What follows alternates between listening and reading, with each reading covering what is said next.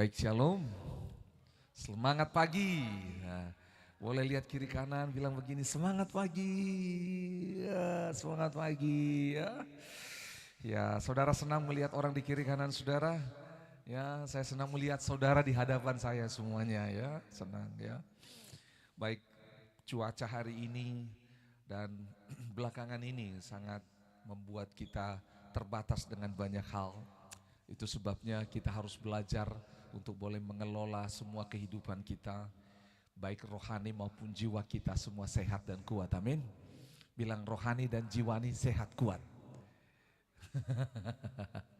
Baik, puji Tuhan. Nah, hari ini kita akan belajar firman Tuhan tentang mengejar panggilan Allah.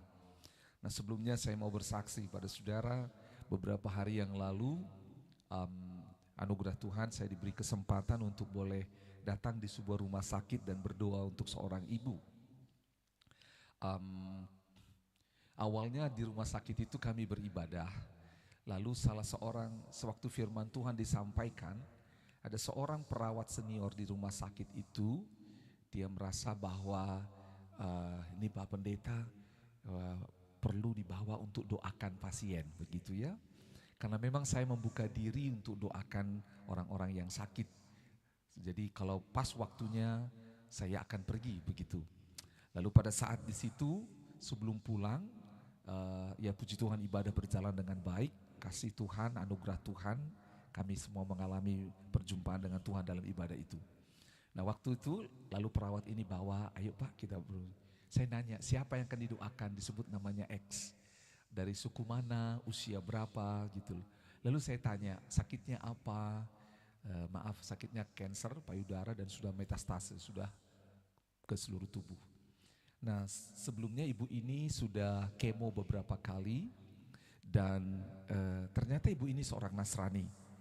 Setelah kemo beberapa kali keluar masuk rumah sakit dan belakangan ditemukan bahwa karena sudah metastase akhirnya ibu ini mulai kadang-kadang kesadaran dan semuanya mulai terganggu.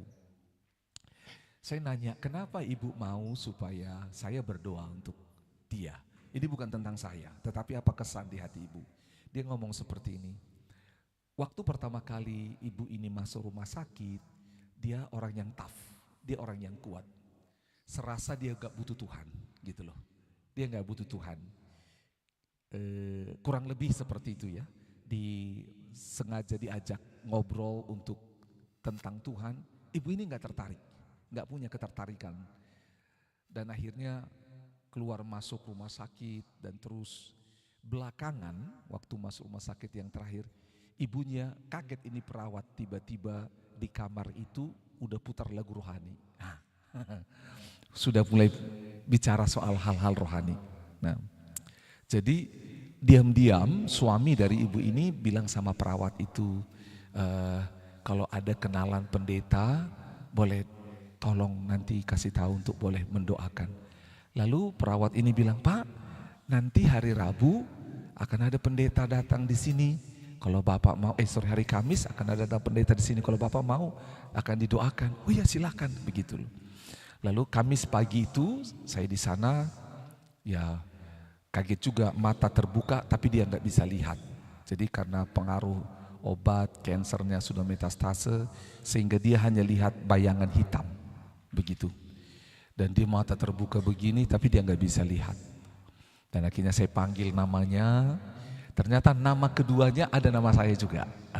Agusnya ada, makanya Agus itu so sweet bagi istri saya. Jadi saudara tahu apa yang terjadi? Ngobrol dan akhirnya Tuhan, saya berdoa beri hikmat bagaimana mendoakan ibu ini. Sampai akhirnya layani ibu ini menerima Yesus sebagai Tuhan dan Juru Selamat. Cerita tentang dosa dan akhirnya ajak dia menerima Yesus sebagai Tuhan Juru Selamat. Udah selesai, mari kita berdoa. Saudara, waktu saya berdoa, entah saya salah posisi, sekali lagi entah saya salah posisi atau itu sebuah hal rohani gitu ya. Kan saya berdoa begini, numpangin tangan, saya minta susternya, Bu boleh bantu saya karena ibu ini seorang wanita. Jadi sudah berdoa terima Yesus sebagai Tuhan Juru Selamat. Firman Tuhan berkata kalau ada orang sakit hendaklah kita menumpangkan tangan atasnya.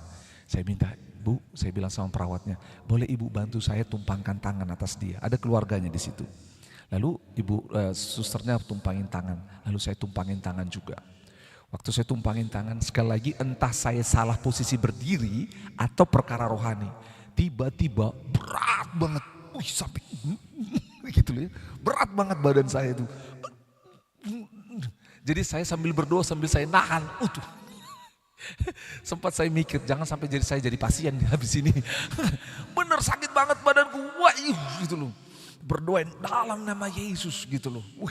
Menghardik roh kematian dan semuanya. Keluarlah semuanya. Awalnya mau kalem-kalem. Udahlah, itulah. Dan perawat ini juga nggak tahu, tapi kami akhirnya kayak senada begitu. Dia juga semangat sekali mendoakan. Selesai ya kita ya sama-sama berurai air mata dan semualah.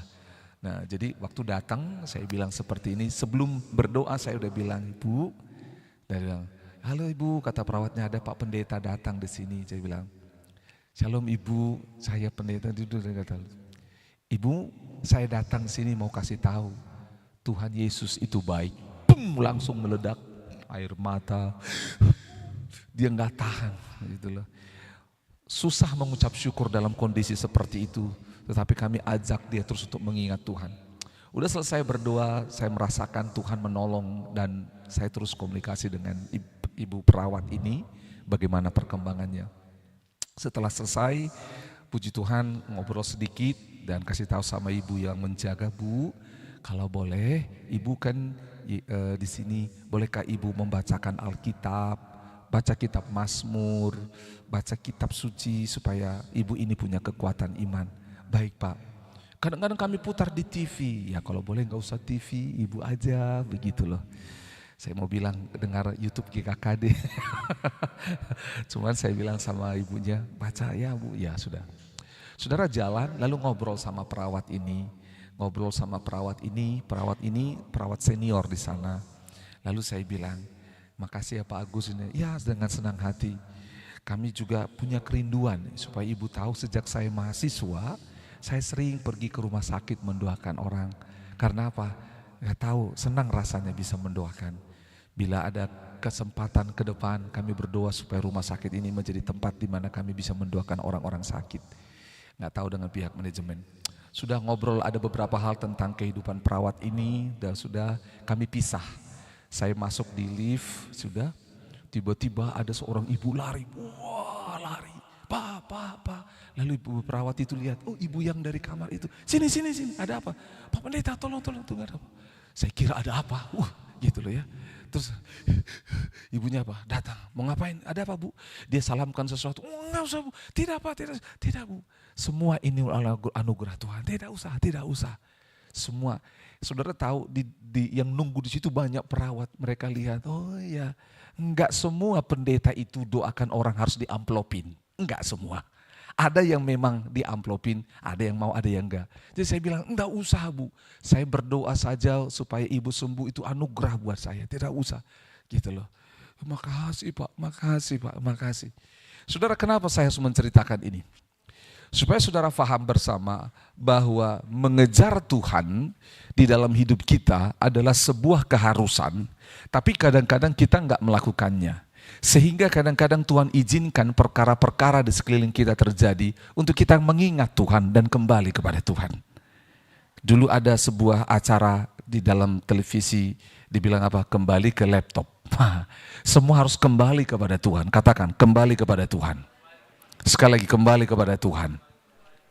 Mengapa? Saudara ingat Kejadian 1 ayat 1. Pada mulanya apa? Tuhan. Nah, pada mulanya siapa saudara? Tuhan. Dan kalau saudara baca di kitab Wahyu, Tuhan itu adalah Alfa dan Omega. Yesus itu Alfa dan Omega. Makanya dalam Kolose pasal 1 ayat 16, di dalam Yesuslah diciptakan segala sesuatu, baik yang ada di bumi maupun yang ada di langit. Jadi Yesus Tuhan, dia adalah permulaan segala sesuatu, dia ada di dalam segala sesuatu dan dia adalah akhir segala sesuatu. Jadi kalau saudara fahami sama-sama khotbah kemarin, bagiku hidup adalah Kristus. Itu sebabnya enggak ada pilihan lain bagi orang percaya selain daripada Kristus. Dan kalau kita sempat punya pilihan lain selain daripada Kristus, ingat baik-baik, konsekuensinya ada. Konsekuensinya ada. Kadang-kadang kita tidak memahami hal ini, sehingga kadang-kadang kita menjadi apa? Main-main dengan iman kita. Lihat sama-sama dalam Filipi pasal yang ketiga. Filipi pasal yang ketiga, mulai dari ayat 1. Mulai dari ayat 2. Ya. Oke, ayat 1 kan, akhirnya saudara-saudaraku bersukacitalah dalam Tuhan, menuliskan hal ini lagi kepadamu, tidaklah berat bagiku dan memberi kepastian kepadamu. Ayo ayat 2, sama-sama kita baca sampai ayat yang ketiga. 1, 2, 3. Hati-hatilah terhadap anjing-anjing. Saudara bayangin, ini kitab sucinya kok kasar ya. Coba kita baca ayat 2, 1, 2, dan 3. Hati-hatilah terhadap anjing-anjing. Hati-hatilah terhadap pekerja-pekerja yang jahat. Terus, hati-hatilah terhadap penyunat-penyunat yang palsu. 3. Karena kitalah orang-orang bersunat yang beribadah oleh Roh Allah dan bermegah dalam Kristus Yesus dan tidak menaruh percaya pada hal-hal lahiriah. Dengar baik-baik. Pada saat itu Rasul Paulus, saya sudah menjelaskan ini kemarin di dalam Filipi pasal 1, Rasul Paulus menuliskan ini saat dia dipenjara di Roma. Dan dia, jemaat Filipi ini adalah jemaat yang tanda kutip dibangun oleh Tuhan melalui Paulus sendiri. Dia mengalami mujizat Tuhan sehingga jemaat di Filipi boleh terbangun. Kita dengar kemarin itu ya, bagaimana dia dipenjara dan ada gembala penjara di Filipi yang bertobat. Sehingga satu keluarga diselamatkan, itu menjadi cikal bakal jemaat mula-mula. Dan jemaat Filipi ini jemaat yang kuat, bahkan mensupport pelayanan daripada Paulus. Saudara tahu apa yang terjadi? Saat Paulus melanjutkan perjalanan imannya sampai kepada di kota Roma, dan dia dipenjara di sana, dia menuliskan surat ini. Salah satunya dikatakan, hati-hatilah terhadap anjing-anjing, hati-hati terhadap pekerja-pekerja yang jahat, hati-hatilah terhadap penyuat-penyuat yang palsu. Why? Karena orang ini adalah golongan dari orang-orang yang berusaha menyesatkan umat Tuhan. Berusaha membawa mereka keluar dari Kristus. Berusaha. Nggak jauh dari situ ada kota Galatia, di mana Paulus menuliskan surat kepada kota Galatia. Dia bilang begini, siapa yang mempesonamu sehingga engkau begitu cepat meninggalkan Kristus? Jadi dengar baik-baik, kita ini punya natur dosa yang bisa terpesona dan meninggalkan Kristus. Betul, kita bisa terpesona dan meninggalkan Kristus. Saya forward kemarin itu, di grup kita juga saya forward. Seorang penulis yang hebat namanya Philip Yancey. Ini benar loh, terkenal. Saya punya bukunya. Bagus bukunya. Dia luar biasa. Dia sekarang umur 72 tahun kalau tidak salah. Saya dengar beberapa khotbahnya. Menarik cara dia membahas teologi dan sastra digabung menjadi enak masuk di telinga. Karena saya sedikit sastra. Saudara tahu apa yang terjadi? 8 tahun. Padahal usianya sudah tua. Selama 8 tahun. Seorang hamba Tuhan, penulis terkenal yang diakui oleh banyak orang.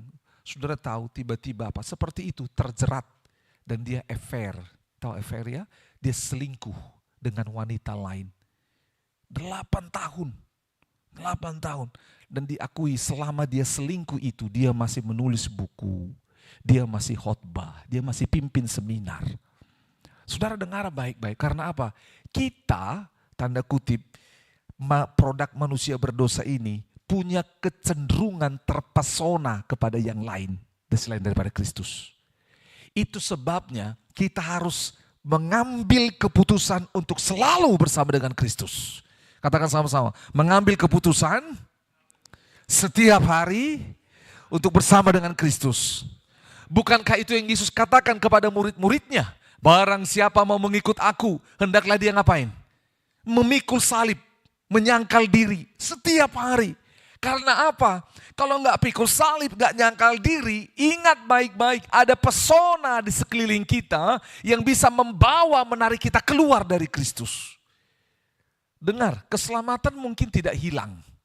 Tetapi apa yang terjadi? Kesaksian Kristus dalam diri kita menjadi hancur, menjadi rusak. Damai sejahtera Allah dalam diri kita menjadi cemar. Pikiran kita menjadi cemar. Dan orang-orang di sekeliling kita melihat hal yang buruk tentang hidup kita. Which is itu sangat sulit. Saudara bayangkan kalau iblis langsung menghakimi saudara. Kadang-kadang seperti itu. Karena apa? Ingat baik-baik. Waktu kita jatuh dalam dosa, datang kepada Tuhan diampuni enggak? Diampuni. Yang sulit itu apa? Membuat hidup kita bisa dilihat, diterima pada orang lain. Kadang-kadang orang bully dan semuanya sehingga akhirnya hancur dan jatuh. Gitu loh. Itu sebabnya dengar baik-baik. Ada orang-orang yang dipakai oleh iblis membawa kita keluar daripada hal itu. Kita lihat sama-sama ayat 4. Sekalipun aku juga ada alasan untuk menaruh percaya pada hal-hal lahiriah, jika ada orang yang menyangka dapat menaruh percaya pada hal lahiriah, aku lebih lagi. Jadi lihat ini ya. Jadi salah satu hal yang bisa menarik keluar dari Kristus adalah hal-hal lahiriah. Hal-hal lahiriah itu seperti tanda sunat atau hidup keagamaan. Lihat ini buktinya ayat 5. Disunat pada hari ke-8 dari bangsa Israel. Ini sama seperti Yesus disunat pada hari yang ke-8. Karena itu Taurat Yahudi. Terus dari bangsa Israel. Terus dari suku Benyamin. Suku Benyamin ini adalah suku yang kuat, suku seorang pemimpin. Orang Ibrani asli. Dia karena ada orang Ibrani enggak asli, campuran saudara. Ini asli gitu loh ya, asli. Tentang pendirian terhadap hukum Taurat, aku orang Farisi. Jadi ada 4 sekte di dalam yang namanya keimanan hukum Taurat itu. Dan sekte yang paling radikal adalah Farisi. Gitu loh. Lanjut, tentang kegiatan aku penganiaya jemaat. Dia sampai menganiaya orang-orang yang melanggar hukum Taurat. Saking cintanya kepada Tuhan. Hidup keagamaannya sangat sempurna sekali. Terus dia bilang tentang kebenaran dalam mencatat hukum Taurat. Aku tidak bercacat, sempurna. 7, sama-sama kita baca, 1, 2, 3. Tetapi apa yang dahulu merupakan, oke, terus? Sekarang kuanggap rugi karena Kristus. Kita baca sekali lagi, 1, 2, 3. Tetapi apa yang dahulu merupakan keuntungan bagiku, sekarang kuanggap rugi karena Kristus. Katakan sama-sama, tetapi. Sekali lagi, tetapi. Tetapi ini kalau dalam bahasa film itu plot twist. Nah, berbalik, ternyata itu gitu loh. Jadi tetapi itu lihat ya, dia lihat hidupnya yang lama, semua kemuliaan, semua kehebatan, semua prestasinya, dia bilang begini, itu dulu keuntungan, tapi sekarang menjadi apa? Kerugian. Karena apa dikatakan? Karena Kristus, sama-sama katakan karena Kristus. Sekali lagi, karena Kristus. Oke, supaya saudara nggak tersesat dengan hal ini. Ada orang mengajarkan ini sesat dan ada juga orang menangkap ini sesat. Sehingga berpikir apa? Kerjaan itu nggak perlu, karir nggak perlu, bisnis nggak perlu, studi nggak perlu. Itu semua dulu keuntungan, sekarang kuanggap rugi karena Kristus. Artinya seperti ini saudara. Kristus itulah keuntungan kita di atas segala sesuatunya. Katakan amin. Saudara dengan bekerja, saudara beruntung enggak? Beruntung. Dengan studi, saudara beruntung enggak? Beruntung. Dengan semua itu kita beruntung, kita hidup baik. Tetapi lebih dari semua itu, Kristus di atasnya. Mengapa sampai Paulus berkata, ku anggap rugi? Karena begini saudara. Paulus lakukan semua itu selama ini. Seumur hidupnya, segenap tenaga, ternyata, sama-sama bilang ternyata, kurang ternyata, 1, 2, 3, ternyata, oke ya. Jadi ternyata yang dia kejar itu salah. Saudara bayangkan, segenap hati dikerjakan, segenap pikiran, segenap tenaga, ternyata apa? Salah. Oke, stop dulu, angkat kepala saudara. Bilang kiri kananmu, angkat kepalamu. Ya, karena kita seringkali terlalu sering nunduk kan, nunduk lihat handphone, atau nunduk lihat nyari uang, nunduk karena malu dilihat orang lain. Nah, saudara dengar baik-baik. Saya pernah melakukan hal seperti ini. Segenap hati tetapi salah tujuannya. Saudara pernah enggak? Segenap hati tapi salah tujuannya. Sudah sampai di sana capek-capek, ya ampun salah. Contoh, waktu saya SMP, SMA, saya suka itu membuat kerajinan tangan dari triplex yang digergaji dan menjadi miniatur. Pernah ya? Pernah nggak saudara? Nah jadi saya suka buat gergaji. Wah, buat tempel ini dan semuanya. Udah beli barangnya, kerjakan berhari-hari, gergaji sampai batuk-batuk, semuanya susun gitu loh ya. Iya, buat. Saudara, segenap hati, segenap tenaga, uang, waktu semua sudah dikerjakan. Salah. Waktu sudah jadi, woi kenapa jadi monster? Ternyata apa saudara? Petunjuknya dan ini hasil akhirnya nggak nyambung. Sehingga akhirnya, saya kan harapkan ini, petunjuknya nggak bawa ke sana. Loh, kok jadi seperti ini? Contoh lagi, saudara pernah kalau ke bandara, siapa di sini udah pernah ke bandara? Pernah ya, rata-rata semua ya. Saudara lihat patung siapa yang ada di besar sana? Bukan patung saya itu. Patung siapa saudara? Sultan Hasanuddin. Dengar, bagi saudara yang aware, pernah dulu patung Sultan Hasanuddin ditutup. Kalau bagi saudara yang aware. Nah, lalu sekali saya tanya kenapa ditutup. Dia bilang ada salah pengerjaan. Mereka malu ngakuin. Lalu saya browsing. Ternyata apa yang terjadi. Itu patung Sultan Hasanuddin yang namanya ukuran pahanya itu salah. Diambil ukuran lehernya. Sehingga cebol. Benar saudara. Makanya waktu saya pertama kali, kok agak aneh ini patung gitu loh. Nah, saudara lihat. Dengar baik-baik. Susah lo ngerjain itu, susah. Pemahatnya itu dari Bandung kalau tidak salah. Orang Bali, orang Bali ya. Yang bikin patung-patung di seluruh Indonesia ini. Jadi dengar, sudah dibuat tapi salah pasang saudara. Gitu loh ukurannya. Maksud saya ngomong itu begini. Kadang-kadang inilah yang dikatakan Paulus itu, ku anggap rugi. Karena apa? Kristus lebih mulia dari segalanya. Katakan Kristus lebih mulia. Katakan Kristus lebih mulia. Bagi orang-orang yang berhasil mengalami dan menemukan Kristus lebih mulia dari segalanya, orang ini istimewa. Katakan istimewa. Lanjut lagi, baru saya kasih contohnya. Ayat 8. Mari lihat sama-sama. 1, 2, 3. Malahan segala sesuatu kuanggap rugi. Karena apa? Pengenalan akan Kristus Yesus Tuhanku lebih mulia dari semuanya. Terus, oleh karena dialah aku melepaskan semuanya itu dan menganggapnya apa? Sampah, supaya aku memperoleh Kristus. Oke. Yang pertama dikatakan apa? Rugi. Sama-sama bilang rugi.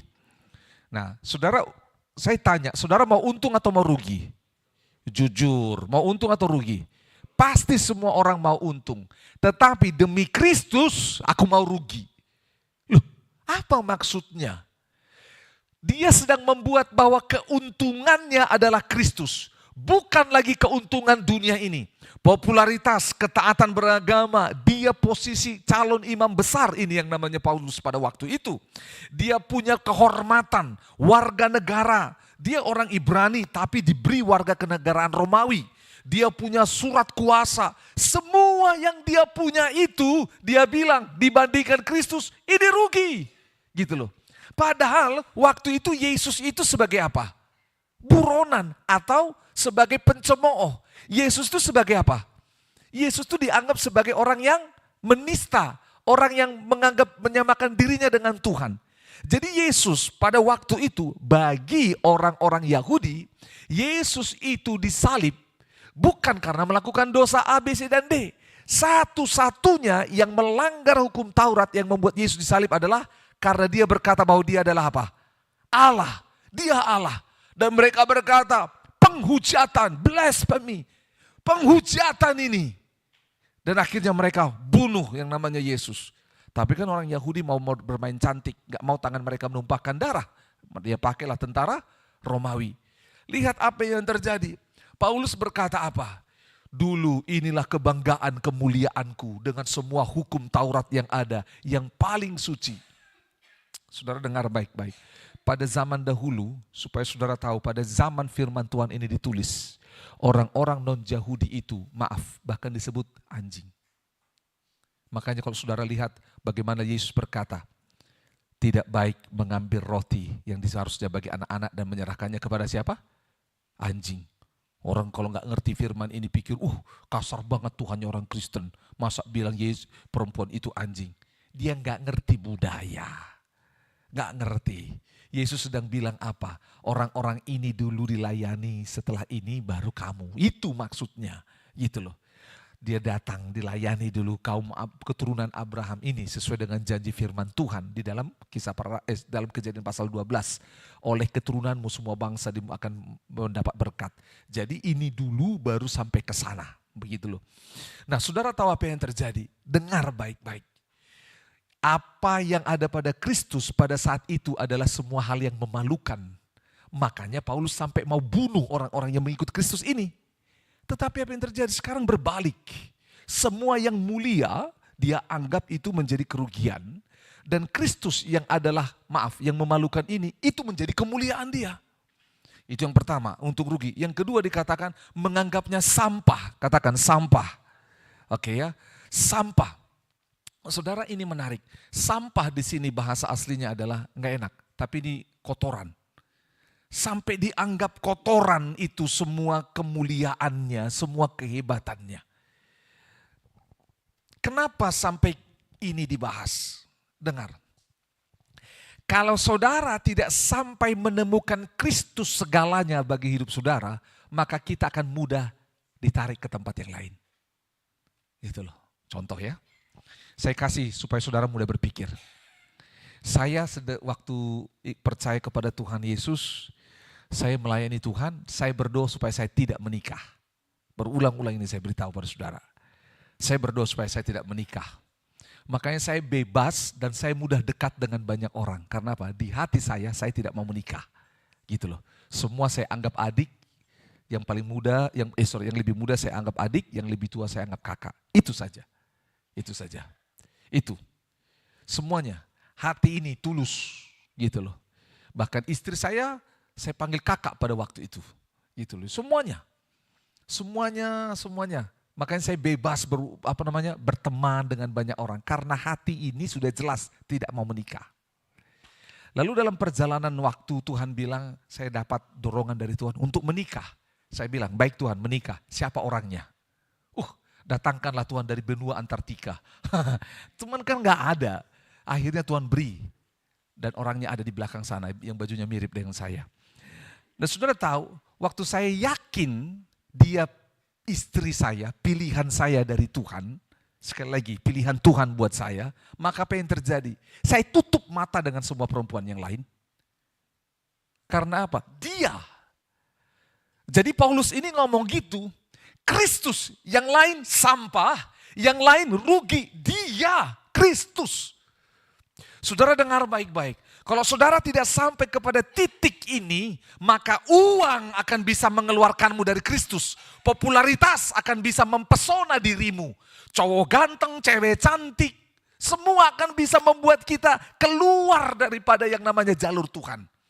Betul saudara, dengar. Sampai engkau mengalami Kristus segala-galanya, maka apa yang terjadi? Iblis akan ngomong gini, sama seperti iblis lihat sama Paulus. Iblis bikin apa lagi sama Paulus? Dikasih harta, Paulus bilang itu kerugian. Dikasih popularitas, sudah itu sampah. Dikasih sakit penyakit, enggak apa-apa. Dibuat miskin, enggak apa-apa. Paulus bilang apa? Miskin, aku miskin tapi aku memperkaya banyak orang. Aku sakit, enggak apa-apa, dia doakan. Semua penyakit dia doakan sembuh, kecuali sakit yang ada dalam dirinya. Iblis mulai bingung, kita ambil nyawanya. Lalu Paulus bilang apa? Ambil aja, karena mati bagiku adalah keuntungan. Bingung. Iblis sampai bingung gimana cara ngurus orang ini. Disuruh ular pagut dia tangkap ularnya, dia masukkan di api, enggak mati orangnya. Di penjara, dia nyanyi di penjara. Bukan nyanyi pulangkan saja aku, tidak. Nanti ya, saudara kan kita yakin sama-sama masuk surga ya. Kita tanya sama Om Paulus, waktu di penjara nyanyi apa sih? Gitu betul enggak? Nyanyi apa dia waktu itu? Gitu loh. Kita akan tanya, gitu loh. Saudara tahu apa yang terjadi? Bingung, bagaimana cara menghancurkan orang ini? Dikeroyok banyak orang, dia tetap. Dipukul, dicambuk, dia tetap. Karena apa? Kristus segalanya. Dengar baik-baik. Kalau kita sampai pada pemahaman ini, maka apa yang terjadi? Kita nggak bisa ditawar. Karena hargamu adalah Kristus. Betul.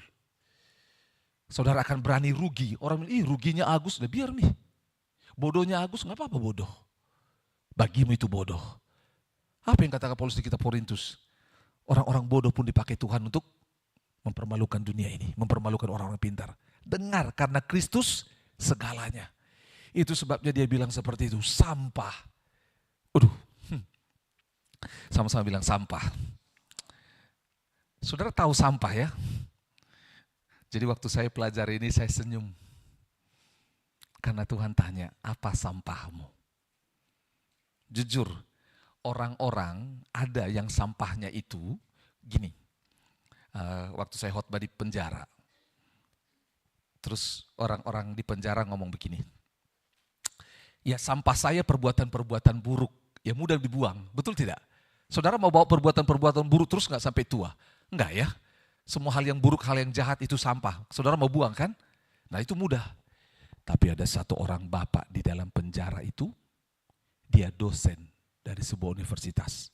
Pintar, doktor ini bapak, ditipu. Kaya, keluarga bahagia, bukunya banyak, nama baik. Saudara dengar baik-baik, ditipu ini bapak, ditipu sehingga dia masuk penjara. Susah. Apa sampahnya? Enggak ada. Kalau bandingin dengan narapidana yang lain, enggak ada sampahnya. Kalau ngomong sampahnya adalah apa? Kejahatan atau perbuatan buruk. Enggak ada sampahnya. Makanya setelah selesai ibadah itu kami ketemu. Dia bilang, enggak ada sampah saya pak. Coba lihat kiri kananmu, sampah enggak itu? Kenapa saya harus ngomong begitu? Kadang kita memperlakukan orang di kiri kanan kita kayak sampah. Jujur, gitu loh. Saudara tahu apa sampahnya Paulus? Sampahnya Paulus bukan hal-hal yang jahat.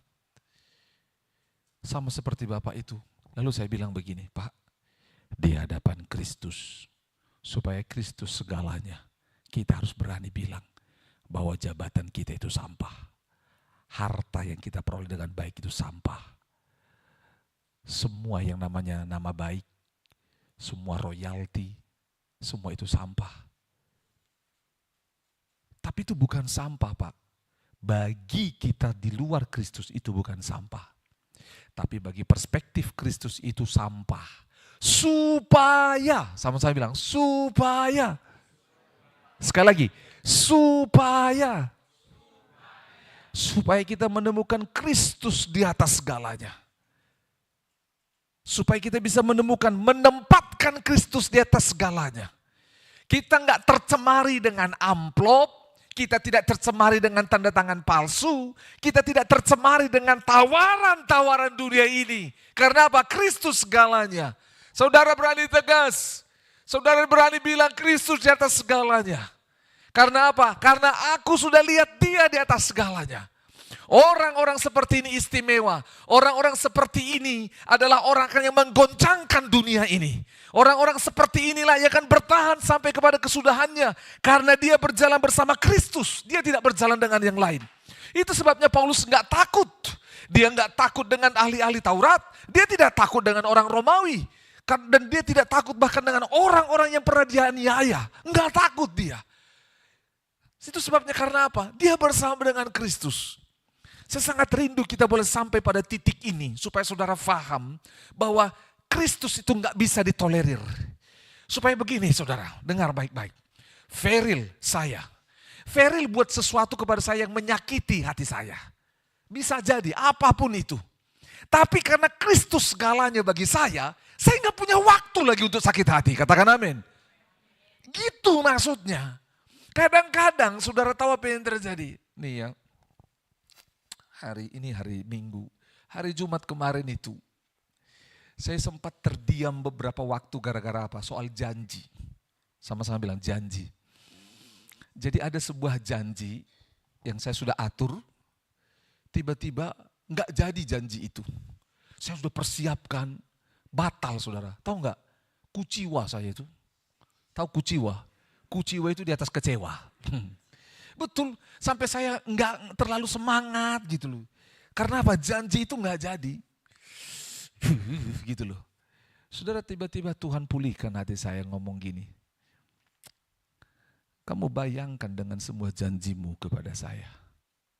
Satu janji itu aja kamu dengan itu, pihak itu nggak jadi. Begitu uring-uringannya kamu. Bagaimana kamu dengan janji-janjimu kepada saya? Wih, saudara dengar baik-baik. Faham maksudnya? Sehingga akhirnya apa? Tuhan, aku nggak punya waktu lagi untuk kecewa. Karena apa? Dengan Kristus, katakan sama-sama, dengan Kristus. Saya bilang, Tuhan, aku memberkati mereka yang tidak menggenapi janji. Dan akhirnya apa? Domain berpikirnya, hatinya kepada Kristus. Saya nggak tahu Tuhan apa penyebab mereka tidak jadi ketemu. Tapi aku berdoa serahkan mereka kepadamu. Kristus terus, Kristus. Nggak ada lagi kesempatan untuk berpikir negatif 1, negatif 2, negatif 3, negatif 4. Saudara paham maksudnya ya? Karena apa? Segala sesuatunya adalah Kristus. Katakan segala sesuatunya adalah Kristus. Sama yang kedua seperti ini. Saudara pernah berkorban nggak untuk seseorang? Pasti pernah. Kalau saudara sadari karena segalanya adalah Kristus, kita nggak akan ngomong begini. Saya minta itu untuk kemuliaan diriku supaya dipuji. Istilah orang sini bilang apa? Makan puji, betul? Makan puji. Sampai ponakan saya waktu kecil, dia nggak tahu itu. Dia kira puji itu makanan. Mama mau makan puji, di mana dijual? Salah nak. Saudara dengar baik-baik. Sehingga kita sadar. Itu bukan saya, bukan kemuliaanku. Karena bagiku Kristus segalanya. Segalanya ku anggap rugi, segalanya ku anggap sampah. Mindsetnya adalah Kristus di atas segalanya. Kristus di atas segalanya. Sehingga ketika dipuji tidak sombong, ketika ditindas atau kita dihancurkan, kita ditindas kita tidak hancur. Karena apa? Kristus di atas segalanya. Ini yang dia katakan, lihat ayat 9, menarik sekali. Sama-sama lihat di sana. Dan berada di dalam dia, katakan berada dalam Kristus. Sekali lagi, berada dalam Kristus. Bukan dengan kebenaranku sendiri karena mentaati hukum Taurat, melainkan dengan kebenaran karena kepercayaan kepada siapa? Kristus, yaitu kebenaran yang Allah anugerahkan berdasarkan kepercayaan. Lihat baik-baik. Kristus itu permulaan, akhir, dan kita berada di dalam dia. Saudara lihat ballpoint ini? Lihat ya, warna apa? Warna apa? Ballpointnya berada di dalam apa? Alkitab. Saudara lihat ballpointnya? Ada nggak ballpointnya? Ada di dalam. Saudara harusnya hidup kita gitu. Ini Agus. Tapi di dalam siapa firman Tuhan? Dalam Kristus. Katakan dalam Kristus. Ada Agus? Ada. Tapi siapa yang dilihat? Oke, pahamnya sekali lagi. Supaya ini sederhana. Ini apa? Ballpoint. Ditaruh di dalam Alkitab. Ada ballpointnya? Tapi yang saudara lihat apa? Alkitab. Ini Agus. Tetapi di dalam siapa? Kristus. Yang dilihat siapa? Kristus. Harusnya begitu. Bilang harusnya begitu. Sekali lagi harusnya begitu. Makanya lihat, ketika ada orang marahin saudara, ketika ada ejek saudara, harusnya saudara berpikir, Kristus harusnya bikin apa ya? Apakah dia, baik, dengan kuasa dalam nama Yesus, aku menurunkan petir atasmu. Faham maksudnya saudara? Supaya orang lihat Kristus, katakan orang melihat Kristus. Orang tahu, tetanggaku itu Kristus. Saudara lihat sama-sama.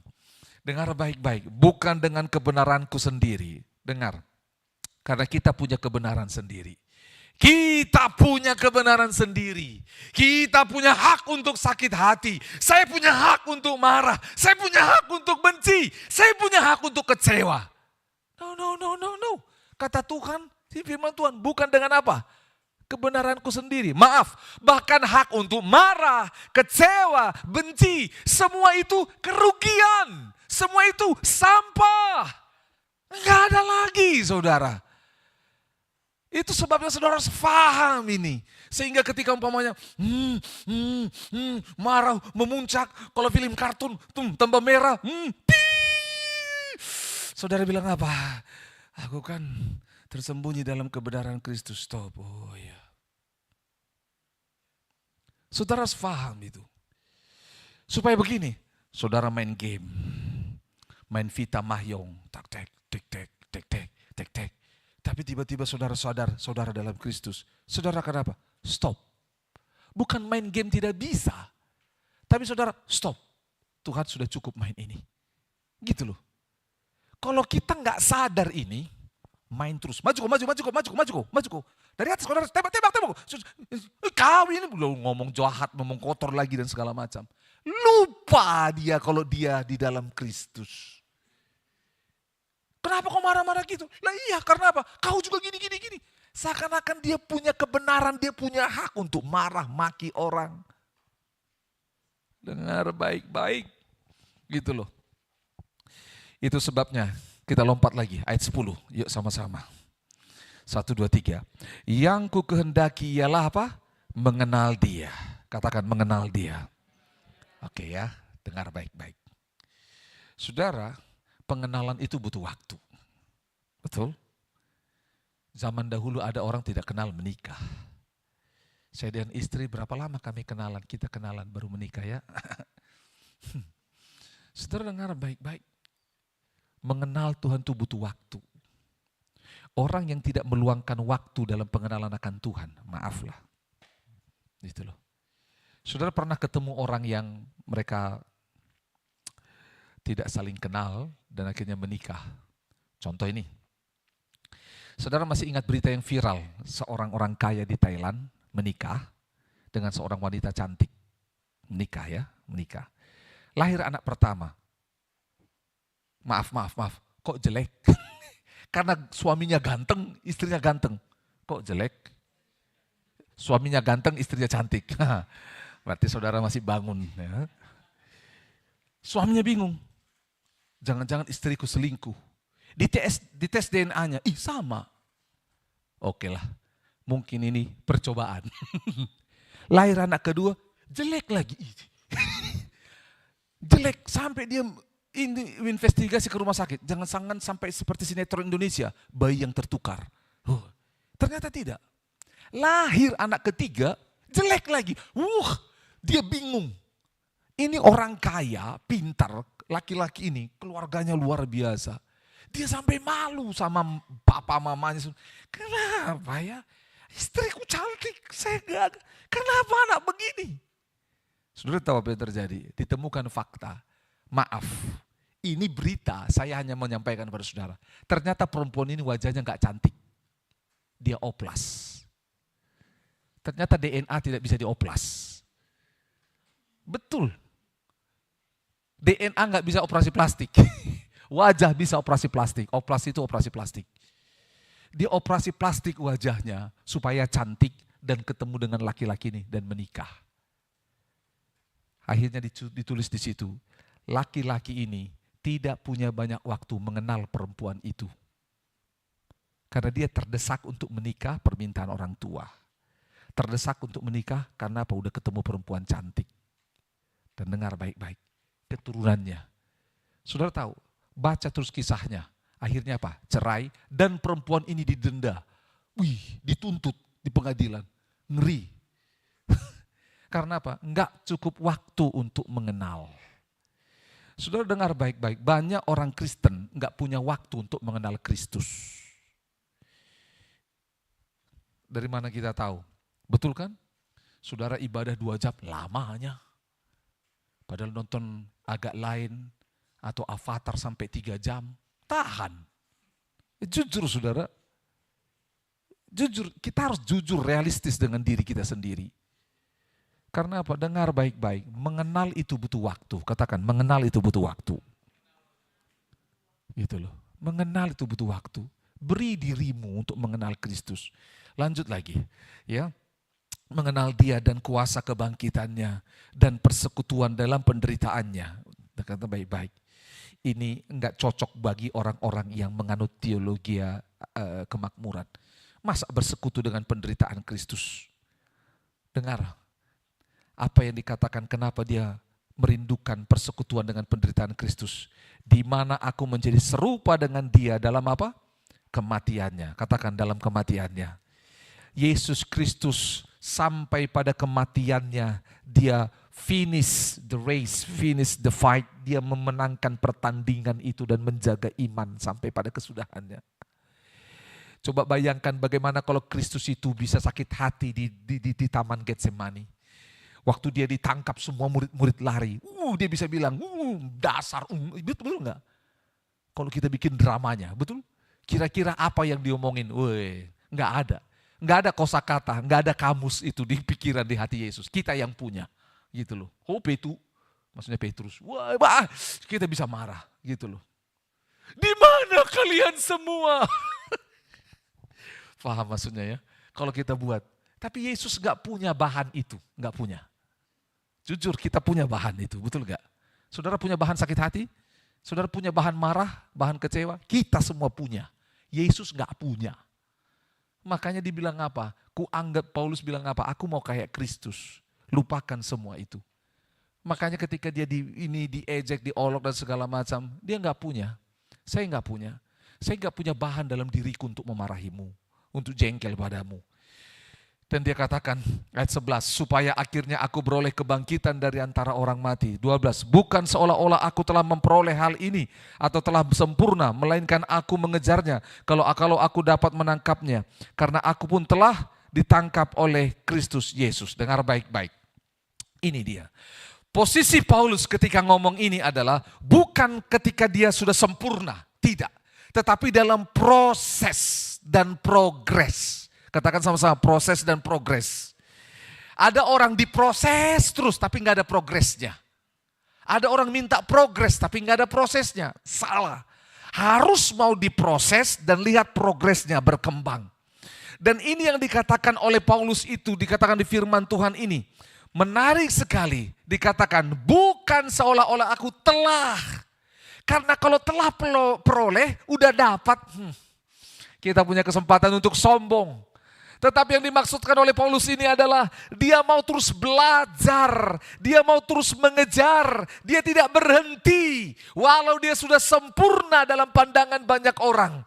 Satu-satunya, saudara kalau baca di firman Tuhan, satu-satunya orang yang tanda kutip berani ditulis dalam kitab suci yang mirip dengan Kristus adalah Paulus. Dia sampai berani bilang, ikutilah teladanku sama seperti aku meneladani Kristus. Petrus pertama kali bertobat dibanding Paulus, tapi dia gak pernah berani bilang ikuti teladanku. Karena apa? Petrus tahu dia pernah nyangkal Tuhan Yesus. Tapi Paulus ini sampai dia bilang apa? Aku menyempurnakan apa yang kurang bagi Kristus. Apa yang kurang memang? Karena apa? Dia pernah dirajam, dipukul, sama seperti Yesus. Paulus alami. Dia alami. Gitu loh. Itu sebabnya apa yang terjadi. Dia bilang apa? Bukan seolah-olah aku udah sempurna. No. Saudara tahu apa yang terjadi? Pada saat itu 11 rasul ditambah rasul yang baru melihat Paulus. Mereka seperti melihat Yesus. Dan orang menganggap dia sempurna. Tapi Paulus bilang, enggak. Bukan seolah-olah itu aku telah sempurna. Tidak. Tetapi ini dikatakan, aku mengejarnya. Katakan, aku mengejarnya. Katakan, mengejar panggilan Tuhan. Dia kejar. Saudara lihat baik-baik. Kalau mengejar seseorang, saudara akan capek. Betul enggak ya? Capek. Ini pengejaran tidak pernah selesai. Anak-anak muda kejar cewek. Kejar masa depan. Kejar target dan semua. Capek kita saudara. Tapi ada pengejaran yang tidak pernah berhenti dalam hidup kita harusnya. Itu mengejar Kristus. Mengejar panggilan Allah. Dengar baik-baik. Dikatakan begini, dengar pengejaran ini luar biasa. Karena apa? Dengar. Karena dia sudah menangkap aku lebih dahulu. Dia udah tangkap. Ya, jadi ceritanya gini. Ada kakak. Saya sebut kakak lah ya. Jadi mereka ini berdoa dan akhirnya yang perempuan sudah dapat bahwa laki-laki inilah teman hidupnya. Laki-laki ini teman hidupnya. Sang laki-laki ini belum dapat bahwa kakak ini teman hidupnya. Saudara tahu apa yang terjadi? Laki-laki ini berusaha lakukan pendekatan, waduh segala macam gitu loh. Supaya hati perempuan ini datang kepada dia gitu loh. Saudara tahu apa yang terjadi? Sehebat apapun usaha daripada laki-laki ini, kalau hati perempuan itu sudah ditutup Tuhan, bukan, berarti itu gak akan jadi, betul? Tetapi karena hati perempuan ini sudah dibuka Tuhan dan dia adalah calonnya, laki-laki ini berbuat apapun, mau terlalu norakkah itu gayanya, terlalu lebay pun itu caranya, apa yang terjadi? Karena hati perempuan ini sudah menangkap hati laki-laki itu, dia terima. Paham? Belum paham. Saudara dengar baik-baik. Saya sedang berjalan untuk mengejar Kristus. Dalam perjalanan saya untuk mengejar Kristus, ternyata, sama-sama bilang, ternyata. Yohanes 15 bilang apa? Bukan kamu yang pilih aku, tetapi aku yang pilih. Jadi Tuhan sudah pilih saya duluan, Tuhan sudah pilih Paulus, sudah. Jadi waktu ngejar, Tuhan bilang gini, gitu loh. Kamu mengejar panggilanmu, dan aku akan berikan mahkota bagimu. Waktu kau mengejarku, mungkin kau salah, mungkin kau gagal, mungkin kau jatuh. Tapi dengar, aku sudah duluan memilihmu. Faham? Sehingga gini, waktu kita gagal, kita gak merasa pilihan Tuhan hilang dariku. No. Lihat apa yang terjadi. Tuhan pilih Daud. Daud berdosa gak? Apa dosanya Daud? Konspirasi, betul? Sampai bunuh yang namanya siapa? Uria. Tuhan buang Daud gak? Enggak. Dia bilang gitu, oke, ya, aku udah milihmu Daud. Aku sudah memilihmu, gitu loh. Daud salah. Daud hitung jumlah pasukan, dihitung. Sombong itu Daud. Sudah dengar baik-baik. Siapa lagi? Musa. Ada salahnya Musa. Tapi Tuhan buang dia. Tidak. Oke Musa saya tahu. Ayo sini. Gitu loh. Saudara dengar baik-baik. Tujuan kita paham ini adalah supaya saudara tahu bahwa ini bukan soal legalistik. Bukan soal seperti hukum Taurat, kalau kau gagal maka kau akan... No, tidak. Tuhan tahu, dalam perjalanan mengejar panggilan Allah ini, Tuhan tahu kita akan jatuh bangun.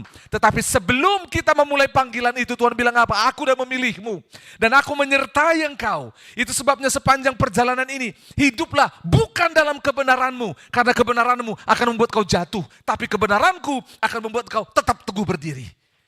Itu sebabnya bedanya Yudas dengan Yesus. Yesus tuh pilih mereka ini. Dua-dua dipilih. Tapi saudara tahu apa yang terjadi? Yudas berhenti kepada panggilan itu. Sementara Petrus, dia jatuh, dia kejar terus Yesus. Makanya kita lihat, waktu di Danau Tiberias, waktu Yesus muncul di sana, mereka nangkap yang namanya ikan. Siapa yang duluan melompat perahu dan kejar Yesus? Petrus. Karena apa? Tuhan sudah pilih aku. Kalaupun aku gagal, aku lari, aku kejar. Masih ingat ketika Marta, Maria dan mereka datang ke kubur Tuhan Yesus pada hari ketiga dan kosong. Apa yang terjadi? Dari murid-murid itu ada 2 orang murid yang lari ke kubur Yesus. Siapa? Yohanes dan Petrus. Lihat kenapa Petrus sampai seperti itu. Karena dia tahu aku pernah gagal, aku pernah jatuh. Dan dia lari gitu loh. Tetapi dengar baik-baik. Karena dia memilih.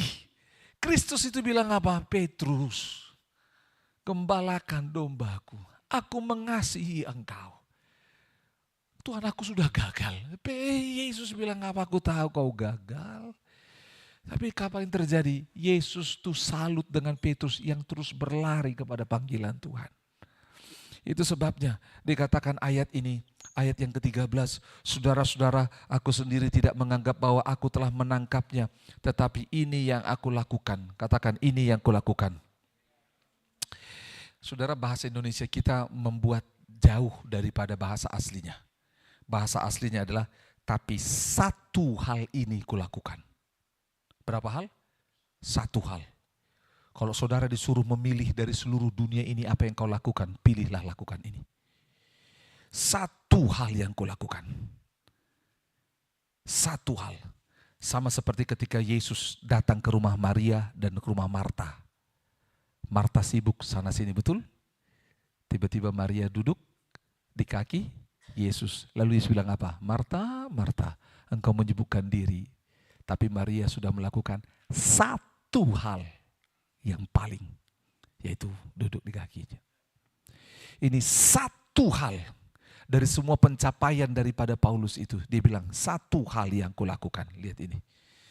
Aku melupakan apa yang di belakangku dan mengerahkan diri kepada apa yang di hadapanku. Lupakan. Katakan sama-sama, lupakan. Saudara mudah enggak melupakan? Enggak mudah melupakan. Ada orang sampai keluar kota supaya lupa. Ada orang sampai pindah alam supaya lupa. Betul. Dia enggak tahan dengan semua ini. Dia lupa. Ada orang menutup diri supaya dia lupa dan enggak bisa. Susah. Susah. Tapi dengar baik-baik. Ini yang dia lakukan. Melupakan dan mengarahkan diri kepada apa yang di hadapanku. Terus berlari-lari kepada tujuan untuk memperoleh panggilan, memperoleh hadiah, yaitu panggilan sorgawi dari Allah dalam Kristus Yesus.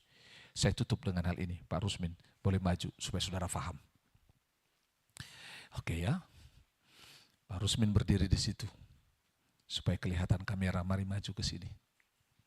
Nah, lagi, muncul. Oke ya, saudara lihat, lupakan apa yang di belakangku.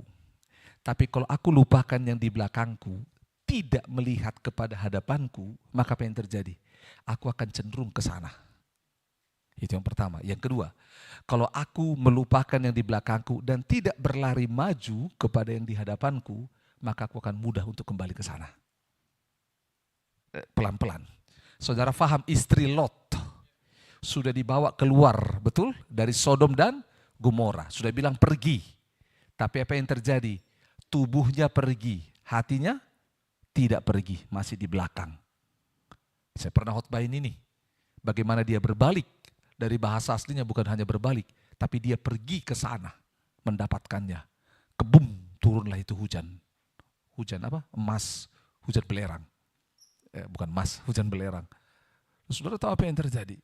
Dengar, banyak orang Kristen melupakan dosa, masa lalu dan semuanya. Tapi enggak lari sehingga dekat dengan dosa. Saya kasih contoh. Ada ponakan daripada namanya Abraham, yaitu Lot. Apa yang terjadi? Lot itu tinggal di mana? Dekat Kanaan. Dan apa yang terjadi? Dia tinggal dekat Kanaan. Ujung-ujungnya apa yang terjadi? Dia pindah masuk ke dalam Kanaan. Padahal orang-orang Kanaan ini orang yang menyembah Baal, menyembah berhala, menyembah Allah yang jahat. Sudah dibilang jangan kepada bangsa itu. Dia awalnya masih di tepi, ujungnya ketarik masuk ke dalam. Karena dia tidak bergerak menuju ke tempat di mana yang Tuhan mau. Sama, saya sudah ditebus dari dosa, saya sudah ditebus dari maut, kutuk dan semuanya. Tapi saya nggak bergerak kepada Kristus. Saya masih dekat dengan ini maut. Kita bilang apa? Oh, saya hebat karena apa? Berdiri dekat maut. Sudah dengar baik-baik.